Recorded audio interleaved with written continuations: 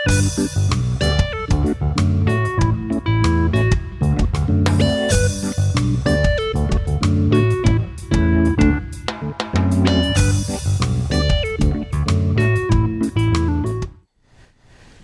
Care. ಬೊಜ್ಜು ಕರಗಿಸುವ ಸಮಯ ವಿಶೇಷ ಕಾರ್ಯಕ್ರಮಕ್ಕೆ ಮತ್ತೊಮ್ಮೆ ತಮಗೆಲ್ಲ ಸ್ವಾಗತ. ಬಹುತೇಕ ನಾವು ಚರ್ಚೆಯ ಕೊನೆಯ ಹಂತವನ್ನು ತಲುಪಿದ್ದೀವಿ.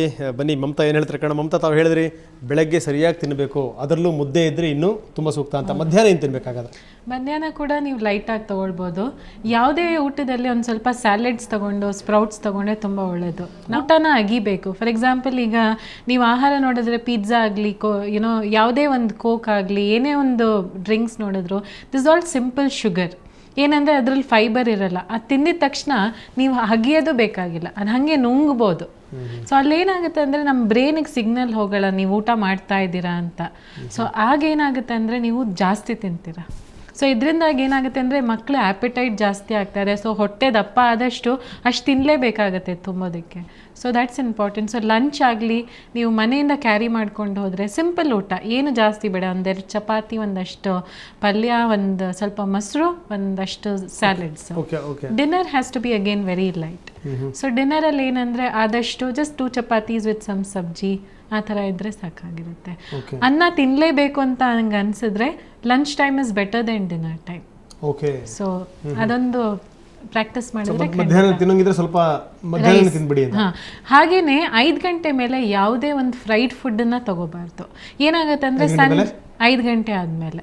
ಏನಕ್ಕೆ ನಾವು ನಾರ್ಮಲಿ ಪಾನಿಪುರಿ ಆಗಲಿ, ಬೇಲಾಗಲಿ, ಅಥವಾ ನೀವು ಯಾವುದೇ ಒಂದು ಸಮೋಸ ಆಗಲಿ ಈವ್ನಿಂಗ್ ಟೈಮೇ ಆ ಸ್ನ್ಯಾಕ್ಸ್ ತಿನ್ನೋದು. ಬಟ್ ಏನಂದರೆ ಸಾಯಂಕಾಲ ಆದಂಗೆ ನಮ್ಮ ಆಕ್ಟಿವಿಟಿ ಕೂಡ ಕಮ್ಮಿ ಆಗ್ತಾ ಹೋಗುತ್ತೆ. So it's better you avoid any. ಈ ಹಾಲು ಕುಡಿಬೋದಾ ರಾತ್ರಿ ಮಲಗಬೇಕಾದ್ರೆ? ಖಂಡಿತ, it's a very good practice.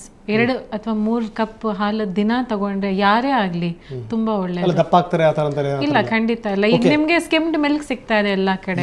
ಹಾಗಾದ್ರೆ ಈಗ ತಿನ್ನೋದ್ರ ಬಗ್ಗೆ ಹೇಳಿದ್ರಿ, ಏನ್ ತಿನ್ನಬಾರ್ದು ಸ್ವಲ್ಪ ಸಿಂಪಲ್ ಆಗಿ ಹೇಳ್ಬಿಡಿ. Anything which is simple carbohydrates, ಅಂದರೆ ನಿಮಗೆ ಫೈಬರ್ ಇಲ್ಲದೆ ಇರೋದು.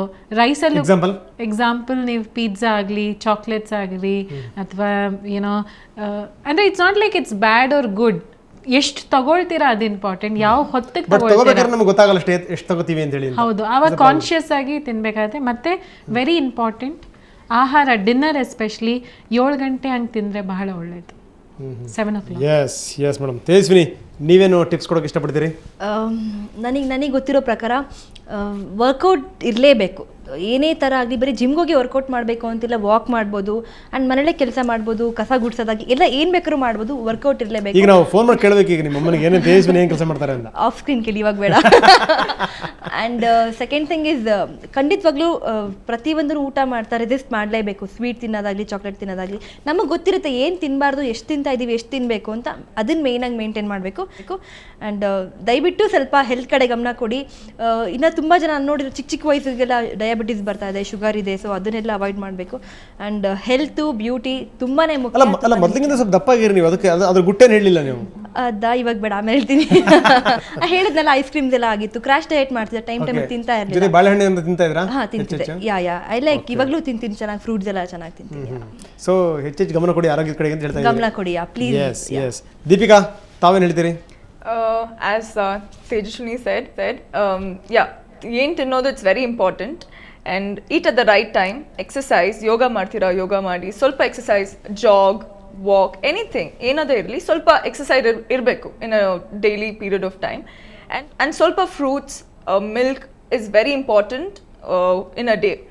ಸೊ ಜಂಕ್ ಫುಡ್, ಸ್ವಲ್ಪ ಬರ್ಗರ್ಸ್, ಪೆಪ್ಸಿ, ಪಿಜ್ಜಾ ಸ್ವಲ್ಪ ಅವಾಯ್ಡ್ ಮಾಡಬೇಕು.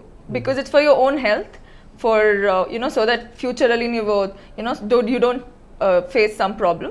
So it's for your own self. So I recommend everyone to take care of themselves and have a happy health. Yes.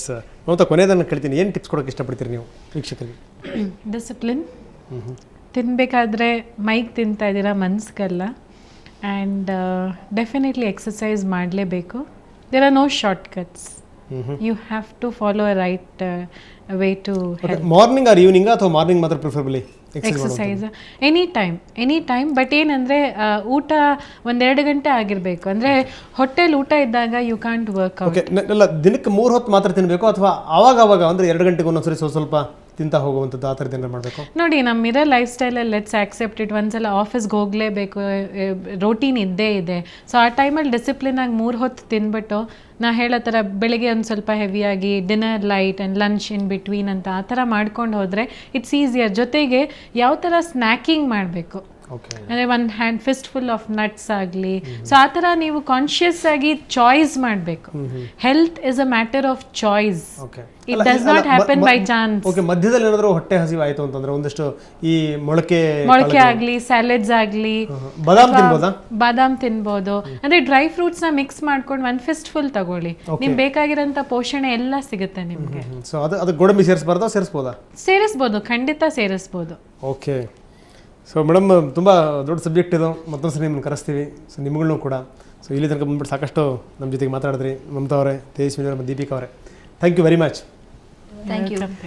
So ಇದು 2ನೇ ಸಂಚಿಕೆ. ಇದು ಫುಡ್ ಅನ್ನುವಂಥದ್ದು ನಮ್ಮ ಮೇಲೆ ಯಾವ ರೀತಿ ಪರಿಣಾಮ ಬೀರುತ್ತೆ, ಜೊತೆಗೆ ಅದು ಬೊಜ್ಜಿಗೆ ಯಾವ ರೀತಿ ಕಾರಣ ಆಗಬಲ್ಲದು, ಇದ್ರ ಬಗ್ಗೆ ಸಾಕಷ್ಟು ಮಾತಾಡಿದ್ವಿ. ಜೊತೆಗೆ ಇಬ್ಬರು ನಟಿಮಣಿಯರನ್ನು ಕೂಡ ಕೂಡಿಸ್ಕೊಂಡಿದ್ವಿ. ಅವರು ಕೂಡ ನಿಮಗೆ ಸಾಕಷ್ಟು ಟಿಪ್ಸ್ ಕೊಟ್ಟಿದ್ದಾರೆ, ಯಾವ ರೀತಿ ಇರಬೇಕು, ಏನು ಎತ್ತ ಅಂತ.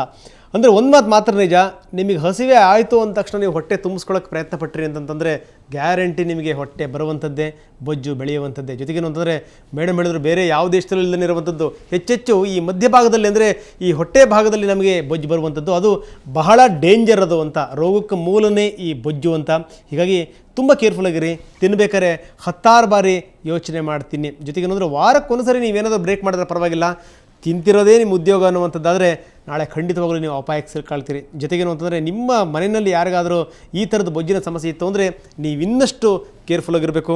ಸೊ ಮಮತಾ ಹೇಳಿದ ಮಾತುಗಳನ್ನ, ತೇಜಸ್ವಿನಿ, ದೀಪಿಕಾ ಅವ್ರು ಏನು ಹೇಳಿದ್ರು ಆ ಟಿಪ್ಸನ್ನು ಫಾಲೋ ಮಾಡಿ ಒಂದಷ್ಟು ಆರೋಗ್ಯದ ಕಡೆಗೆ ನೀವು ಹೆಜ್ಜೆ ಇಡಿ ಅಂತ ಹೇಳ್ತಾ ಇವತ್ತಿನ ಎಪಿಸೋಡನ್ನು ಮುಗಿಸ್ತಾ ಇದ್ದೀನಿ. ನಾಳೆ ಈ ಆಯುರ್ವೇದ ಮತ್ತು ಮಸಾಜ್ ಎಷ್ಟರ ಮಟ್ಟಿಗೆ ನಿಮಗೆ ಸಹಾಯಕಾರಿ ಆಗಬಲ್ಲದು ಬೊಜ್ಜನ್ನು ಕರಗಿಸೋ ನಿಟ್ಟಿನಲ್ಲಿ, ಅದ್ರ ಬಗ್ಗೆ ಚರ್ಚೆ ಆಗುತ್ತೆ. ಅದಕ್ಕೆ ಸಂಬಂಧಪಟ್ಟಂಥ ತಜ್ಞರು ಮತ್ತೆ ಇಬ್ಬರು ನಟಿಯರನ್ನು ಕೂಡಿಸ್ಕೊಂಡು ನಾವು ಚರ್ಚೆ ಮಾಡ್ತೀವಿ. ನಮಸ್ಕಾರ.